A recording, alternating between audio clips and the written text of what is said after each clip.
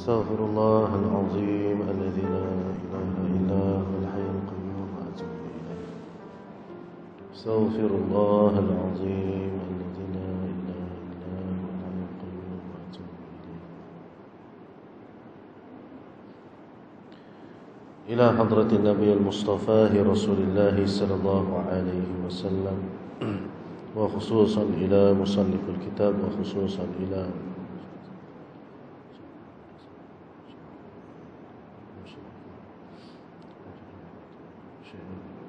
شيء لهم الفاتحة. أعوذ بالله من الشيطان الرجيم. بسم الله الرحمن الرحيم. الحمد لله رب العالمين الرحمن الرحيم مالك يوم الدين. إياك نعبد وإياك نستعين. اهدنا الصراط المستقيم صراط الذين أنعمت عليهم غير المغضوب عليهم ولا الضالين.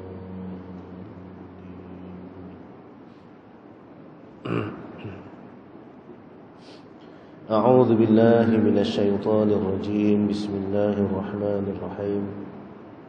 الحمد لله رب العالمين، والصلاة والسلام على أشرف الأنبياء والمرسلين، وعلى آله وصحبه أجمعين.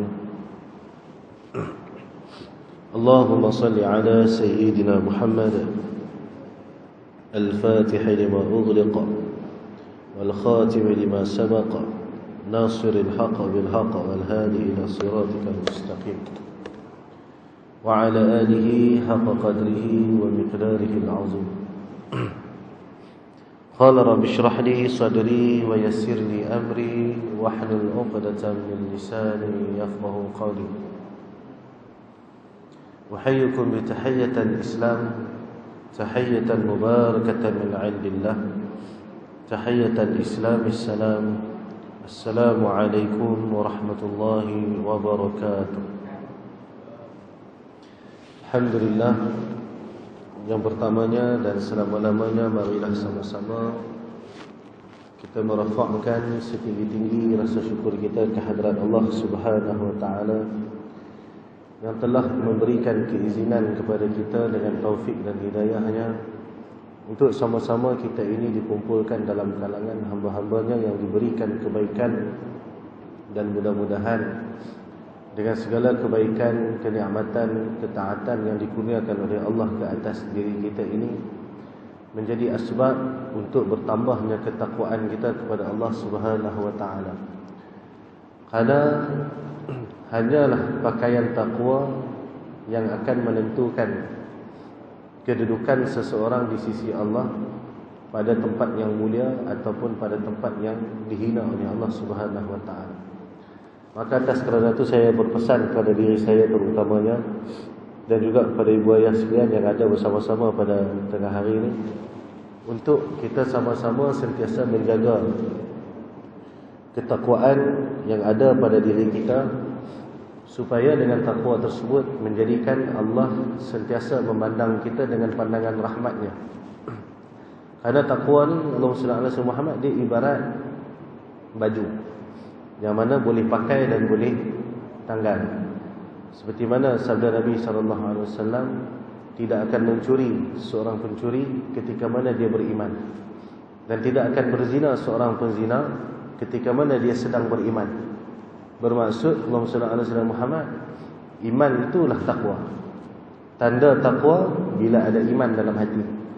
Jadi yang kita boleh buat maksiat kepada Allah dalam keadaan kita sedar akan maksiat, puncanya adalah kerana kita menjadikan takwa itu sebagai pakaian yang sering kita tanggalkan.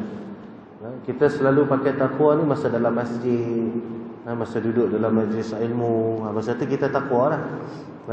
Masa ni lintah perempuan seksi pun tak tengok, Allahumma salli ala sahabat. Tapi bila duduk dalam kereta dekat traffic light, dah nampak sekali, dia tak kali kedua dah. Pasal apa? Dia kata kali pertama rezeki dia dah. Jadi kalau dia alih mata, dia kata kali kedua dosa. Jadi tu dia tengok tak lepas. Sebab apa? Takwa telah ditanggalkan. Jadi atas kerana tu guru saya pesan, dia kata kita ni pergi mana-mana, takwa ni jangan tinggal. Bila ada takwa pada diri kita, automatik dia akan menjadi dakwah buat diri kita. Bila ada takwa pada kita, orang sekeliling takkan berani buat maksiat, kerana ketakwaan yang dipakai oleh kita. Itulah rahmat daripada Allah ke atas hamba-hamba yang dipilih untuk mendapatkan kebaikan.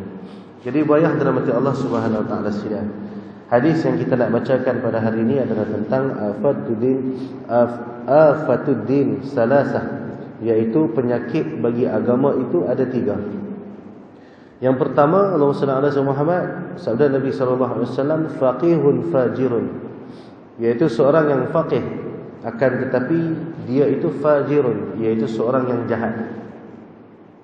Yang kedua, wa imamun jaizun wa imamun jairun, iaitu yang keduanya Allah SWT, seorang raja yang zalim. Wa mujtahidun jahilun, dan seorang jahil yang mengaku menjadi mujtahid. Allahumma salli ala Muhammad. Hadis riwayat Ad-Dailami. Daripada hadis ni kita faham beberapa perkara, bahawasanya fitnah bagi agama itu ada pada 3 tempat. Allahumma salli ala Muhammad. Jadi tujuan Nabi SAW bagi tahu ni supaya kita ni tak menjadi sebahagian daripada fitnah tersebut. Sebab ketika mana kita dihidupkan dalam agama dan kita dihidupkan dengan agama, kemudian kita menjadi pula fitnah kepada agama, maka suatu bentuk kerugian yang sangat besar. Seperti mana seorang yang telah diletakkan pada kelompok orang-orang yang mendapat kurniaan harta, dan orang sekelilingnya mendapat kebaikan daripada harta tersebut, akan tetapi dirinya tak dapat apa-apa manfaat, melainkan hanyalah yang ada pada dirinya sahaja. Maka menjadi suatu kerugian pada dirinya ketika mana dia dikelilingi oleh kebaikan-kebaikan, akan tetapi dia tidak mendapat manfaat daripada kebaikan. Allah SWT. Seperti mana seorang kaya yang dikurniakan harta, kemudian dengan harta yang banyak tersebut dia tak dapat guna. Sebab apa tak dapat guna? Nak belanja makan sakit, ya tak? Nak beli kereta mahal-mahal, nak bawa kereta mata tak nampak dah. Nak jalan jauh dengan duit yang banyak, lutut pun lembek habis dah. Jalan pakai kursi roda. Dan akhirnya harta yang banyak tak menjadikan ia mendapat manfaat daripada harta tersebut. Tapi orang lain dapat manfaat. Siapa dia? Anak-anak dia, waris keturunan dia. Jadi rugilah. Macam itulah ketika mana kita ni dihidupkan oleh Allah sebagai orang yang mempunyai agama. Allah meletakkan kita ni dalam tempat yang penuh dengan kebaikan dan kemuliaan. Bayangkan tuan-tuan, nikmat hidayah yang Allah berikan kepada kita ni adalah nikmat yang bukan kita minta daripada Allah. Berbeza dengan orang-orang yang dikurniakan hidayah ketika mana dia masih lagi kufur. Mak ayah dia kafir bila lahir dia dalam keadaan bukan Islam. Dan kemudian atas kerana dia ni nak mencari kebaikan, nak mencari kebenaran, nak mencari keselamatan, maka Allah berikan kepadanya taufik dan hidayah, maka pada ketika itu barulah dia itu dimasukkan ke dalam agama. Akan tetapi kita ni, Allahumma salli ala Muhammad, telah pun dimuliakan oleh Allah sejak pada kelahiran kita lagi. Ketika mana Allah memberikan kepada kita taufik dan hidayahnya, dalam keadaan kita tak pernah pun minta kepada Allah. Kita keluar-keluar daripada perut mak ayah kita ni dah duduk dalam agama dah. Bayangkan betapa besarnya kemuliaan yang Allah berikan kepada kita. Ibarat seorang raja yang bila mana dia nak apa-apa dia tak perlu minta. Dia nak makan dia tak perlu minta, tuan-tuan, raja ni. Orang sedia semua bagi. Jadi kita seperti itulah bila mana Allah berikan kepada kita agama. Dan sebenarnya tujuannya adalah supaya kita ini dapat mencari jalan bagaimana untuk menjadi hamba kepada Allah. Sebab tu kata guru saya, Allahumma salli ala Muhammad, setiap daripada kita ini dilahirkan dalam keadaan menjadi tuan kepada orang lain. Sebab tu seorang bayi ketika mana baru lahir, tak pernah kita dengar bayi ini memberi khidmat kepada orang. Akan tetapi mak dia lah yang memberi khidmat kepada si bayi tadi. Ayah lah yang memberi khidmat kepada si bayi. Sebab apa? Sebab kita ni dilahirkan sebagai tuan. Dan rupa-rupanya dalam perjalanan hidup ini Allah nak memberikan pengajaran kepada kita. Hang kena merendahkan diri di hadapan aku. Hang tak boleh selama-lamanya menjadi tuan, kerana yang menjadi tuan itu adalah aku. maka itulah yang memerlukan kepada perjalanan mujahadah dalam pada nak mendapatkan tempat yang baik di sisi Allah Subhanahu wa taala. Dan atas kerana itulah Allah juga firman dalam Quran, wa khalaqnal jinni wal ins illa liya'budun. Dan telah kami ciptakan jin dan manusia, kenapa kami nak bagi peluang dia beribadat, kata Allah. Kenapa Allah nak bagi peluang? Kerana Allah nak kita belajar menjadi hamba kepadanya. Dan pada ketika kita telah pun berjaya untuk menjadi hamba kepada Allah, maka pada ketika itu barulah kedudukan kita ni ada kedudukan yang baik di sisi Allah Azza wa Jalla. Jadi bayah dirahmati Allah Subhanahu wa taala sekalian. Jadi dalam keadaan kita dilahirkan dalam agama, sepatutnya kita mendapat kebaikan daripada agama. Jadi nak menjaga diri agar tidak menjadi penyakit kepada agama ini, maka kita kena kenal apakah penyakit tersebut, supaya dengan pengetahuan ini menyebabkan kita akan lebih berhati-hati dalam kehidupan, supaya kita tak menjadi punca kepada penyakit tersebut. Allahu sallallahu alaihi wasallam. Jadi kata Nabi sallallahu alaihi wasallam yang pertamanya, faqihun fajirun, iaitu seorang yang faqih akan tetapi jahat. Siapakah orang yang faqih tetapi jahat ni? Orang yang ketika mana telah dikurniakan Allah ke atasnya ilmu, dan Allah berikan kepadanya kefahaman, akan tetapi dia meninggalkan ilmu dan kefahaman tersebut. Seperti mana kita ni yang telah pun mengetahui akan sesuatu hukum dalam agama. Contoh, Allahumma salli ala sayyidina Muhammad. Kita tahu tentang hukum menjaga puasa, dan kita ni dikurniakan oleh Allah kefaqihan dalam ilmu ibadah puasa, yang mana puasa bukanlah hanya sekadar untuk menahan diri daripada lapar dan dahaga, akan tetapi puasa adalah untuk menundukkan kehendak hawa nafsu kita. Maksudnya apa sahaja yang menjadi kehendak nafsu, ketika mana kita berpuasa, kita akan tahan kehendak tersebut. Dalam keadaan kita tahu sekiranya kita melanggar perkara tersebut, ibadah puasa kita ini tidak akan diterima oleh Allah. Seperti mana yang Nabi SAW sebut, ramai orang berpuasa tetapi dia tidak mendapatkan apa-apa dari puasanya, melainkan hanyalah lapar dan dahaga. Jadi dalam keadaan kita ada pengetahuan tersebut dan kita faham tentang perkara tersebut, kita masih lagi tidak menjadikan penjagaan ibadah puasa itu sebagai suatu keutamaan. Dalam keadaan kita berpuasa, kita masih lagi melanggar arahan-arahan, suruhan-suruhan yang datang daripada Allah dan Rasulnya. Dalam keadaan kita berpuasa, kita masih lagi melakukan akan hal-hal yang telah pun ditegah oleh Allah Subhanahu wa taala. Jadi bayah yang dirahmati Allah Subhanahu wa taala sekalian, ketika mana kita dikurniakan anak-anak, anak-anak kita ni perlu dibesarkan dalam keadaan beragama. Dan kita ni alhamdulillah, zaman jahiliah dulu Allah biarkan kita dalam kesesatan, dan kemudian daripada kesesatan itu Allah mengambil kita dan meletakkan kita ni pada jalan hidayah. Dan pada ketika Allah telah memurniakan kepada kita hidayah, pada saat kita tahu membezakan di antara yang hak dan yang batil, pada perkara yang betul dan salah kita dah boleh beza. Kemudian ketika mana kita melihat anak-anak kita buat salah, tuan-tuan, kita tak berasa nak tegur. Inilah faqihun fajir, iaitu orang faqih yang jahat. Kenapa dia jahat, tuan-tuan? Ketika mana dia melihat orang-orang yang dia kasih, dia tak berasa nak betulkan kesalahan tersebut. Sebab tu Nabi SAW mengajarkan kepada kita, sifat orang beriman ini seperti mana sebuah tubuh badan. Ketika mana sakit satu, maka sakitlah seluruh anggotanya. Sebagai nak memberitahu kepada kita, pada ketika kita melihat saudara se-Islam yang sepatutnya kita kasih seperti mana sebuah jasad, melakukan kesalahan, membuat perkara-perkara yang boleh dia ni dikenakan azab siksa oleh Allah Subhanahu wa taala, sepatutnya kita berusaha untuk menyelamatkan sahabat kita, saudara kita ni daripada kehinaan dan kemurkaan Allah. Akan tetapi hari ini kita lebih selesa untuk membiarkan, bahkan kita siap tambah lagi, siap kutuk lagi ikut belakang, dan merasakan kita jauh lebih baik, dan kita tak berasa pun untuk menyelamatkan saudara se-Islam kita ni daripada kekufuran. Jadi inilah faqihun fajirun. Jadi ketika mana ramai daripada kalangan umat Islam yang dikurniakan oleh Allah kefaqihan, dan kemudiannya mempunyai sikap yang jahat seperti ini, maka bagaimana agama itu akan menjadi baik? Sebab itulah Nabi SAW sebut, di akhir zaman umat aku ramai, akan tetapi orang Islam, orang bukan Islam dah tak takut lagi kepada umat Islam.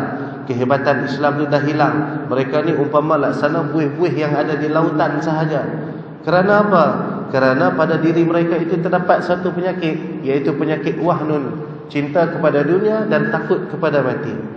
Jadi pada ketika kita ni mengetahui akan hakikat dunia dan kita masih lagi mencintai akan dunia, maka kitalah termasuk dalam kalangan faqihun fajir. Jadi ibu ayah dirahmati Allah Subhanahu wa taala sekalian, itu yang pertama. Jadi sampai bila kita ni nak terus menjadi fitnah kepada agama? Kita nak melihat agama ini tertegak di atas muka bumi. Kita nak melihat agama ini subur dalam masyarakat kita, maka dia mestilah dimulakan dengan diri kita. Pada perkara yang batil tuan-tuan, kita kena sampaikan. Pada perkara yang hak, kita kena pertahankan. Pada perkara yang betul tuan-tuan, kita kena galakkan orang buat. Dan pada perkara yang salah, kita kena pastikan orang meninggalkan perkara yang salah tersebut. Maka kalau semua orang boleh buat macam ini tuan-tuan, maka hilanglah penyakit bagi agama ini. Maka pada ketika itu barulah kemuliaan agama akan sampai dalam masyarakat. Pada masa itu barulah orang nampak bagaimana syumulnya Islam. Dan pada ketika itu barulah orang nampak bagaimana tingginya kasih Rasulullah SAW kepada umat baginda Nabi SAW. Baik, itu yang pertama. Yang kedua, wa imamun jairun, iaitu raja yang zalim. Karena kuasa pemerintahan sesebuah negara terletak pada imamun, iaitu pemerintah. Maka ketika mana pemerintahnya adalah pemerintah yang tidak berpegang teguh dengan agama, yang hanya mengambil agama mengikut keperluan dirinya sahaja, pada perkara yang tidak disukainya dia tinggalkan, pada perkara yang menjadi kesukaan akan mengambil tindakan.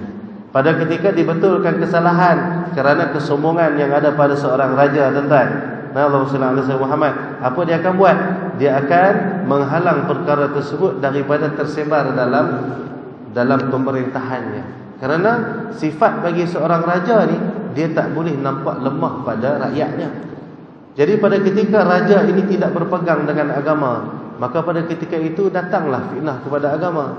Ketika mana agama itu tidak lagi diacukan mengikut ajaran baginda Nabi Muhammad sallallahu alaihi wasallam, tapi agama tu dah mula diacukan mengikut pegangan kehendak akan raja yang zalim tadi.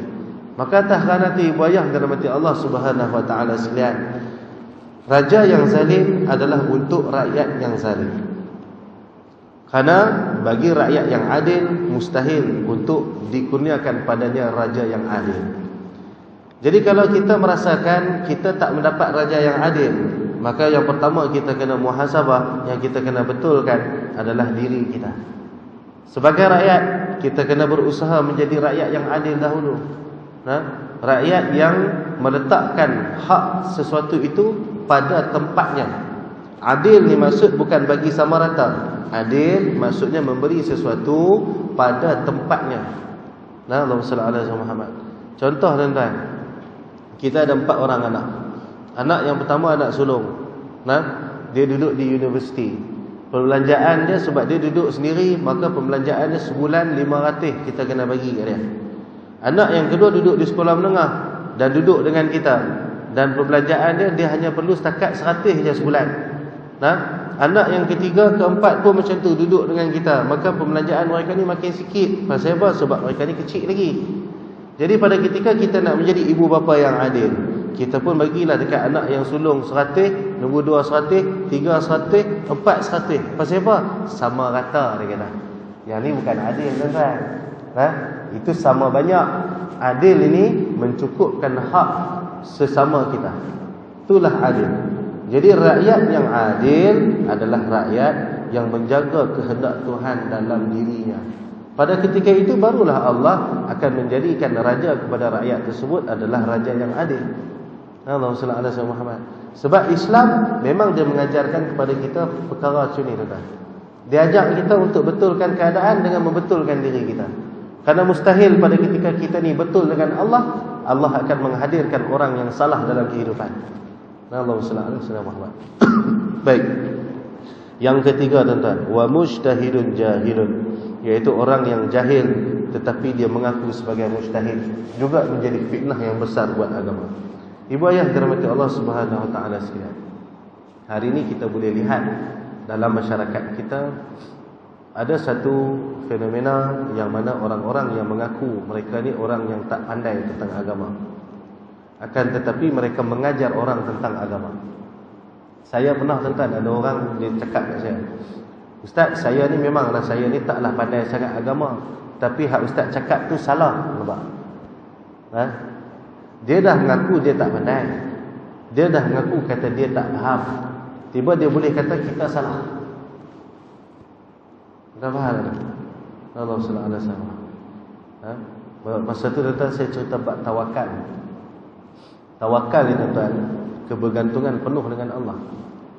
Maksudnya kalau Allah nak sampaikan rezeki kepada kita ni, yang Allah dah janjikan, kita tak payah buat apa pun mesti sampai.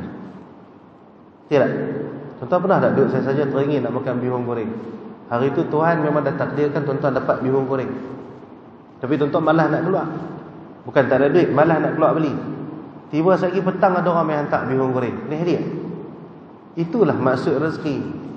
Rezeki ni ialah apa yang telah ditakdirkan Allah ke atas kita. Dan pernah ada tuan-tuan, satu hari tuan-tuan lapak burger, pilah pusing cari satu pekan ustaz burger, tak jumpa burger. Pernah tak? Pernah kan? Pi kedai ni tutup, ni tutup, ni tutup, ni tutup. Duit ada tak? Ada. Usaha ada tak? Usaha ada. Tapi takdir Allah kata tak ada. Maka malam tu tak dapatlah burger, dapatlah kuih goreng. Jadi bila saya cerita macam tu, dia tak faham. Dia kata apa? Ustaz, mana boleh begitu kata? Kita kena kerja. Kerja baru rezeki sampai. Habis tuan-tuan. Tuan-tuan mengkufurkan Allah dengan pekerjaan tuan-tuan. Siapa boleh bagi jaminan pekerjaan memberi rezeki kepada kita tuan-tuan? Berapa ramai orang pergi kerja, akhirnya bos tak bayar gaji. Ramai? Jadi siapa kata pekerjaan menjamin rezeki? Tak. Kita bekerja atas kerana syarat kehambaan kepada Allah ialah berbuat kerja. Kita buat kerja kerana Allah suruh, tapi bukan sebab nak cari hak yang Tuhan dah janji. Allah kata sampai, mesti sampainya. Hang buat kerja hang. Tuhan kata, Allahumma salli ala sayyidina Muhammad, kepada Nabi SAW pada ketika Nabi kecewa kerana ramai orang tak mau terima ajaran Islam yang dibawa oleh Nabi SAW. Apa Allah kata? Wahai Muhammad, sesungguhnya bukan engkaulah yang memberi hidayah kepada siapa yang engkau kehendaki, akan tetapi akulah yang memberi hidayah kepada siapa yang engkau berkehendak, siapa yang aku berkehendak. Maka maksudnya apa tuan-tuan? Segala-galanya duduk dalam iradah Allah. Bila semua duduk dalam iradah Allah, apa lagi yang ada pada kita? Tak ada tuan-tuan, melainkan hanyalah rasa kehambaan. Jadi kalau dah hamba, mestilah buat kerja yang Tuhan suruh. Jadi bila kita buat kerja yang Tuhan suruh, barulah Tuhan kita sayang kat kita. Pasal apa? Hang ni hamba yang baik. Allahumma salli ala sayyidina Muhammad.